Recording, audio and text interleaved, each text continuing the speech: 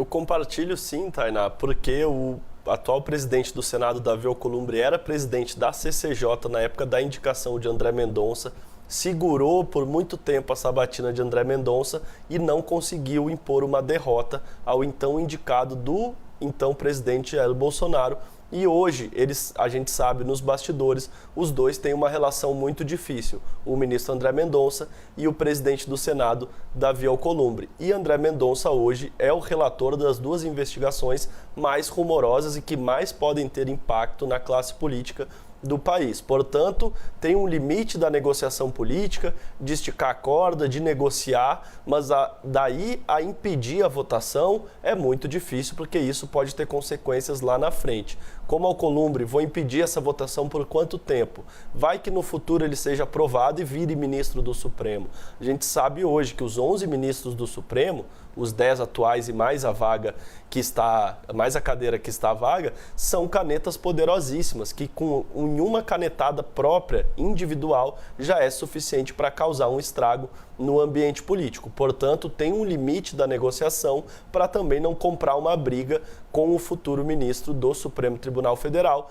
porque todos acham que, uma vez no plenário, é muito difícil ter uma maioria contra. Claro que pode acontecer, mas a gente não viu isso acontecer nos últimos 180 anos da República. Lá no governo Floriano Peixoto, foi a única vez e a última vez que houve uma rejeição a um nome para a Suprema Corte. Portanto, era um contexto totalmente diferente e no período moderno do Brasil, a gente não viu nunca, em nenhum momento, o Senado rejeitar um nome, e a aposta do governo é que novamente isso não aconteça nesse ano. Outro ponto interessante é que Davi Alcolumbre tem esticado a corda também ao mencionar o período pós-eleitoral. Não, vamos deixar isso para depois das eleições, mas o governo não quer isso de jeito nenhum. Se hoje a situação e a articulação em prol de Messias está difícil, imagina se as pesquisas que estão apontando uma eleição duríssima se concretizem e o presidente Lula não consiga se reeleger.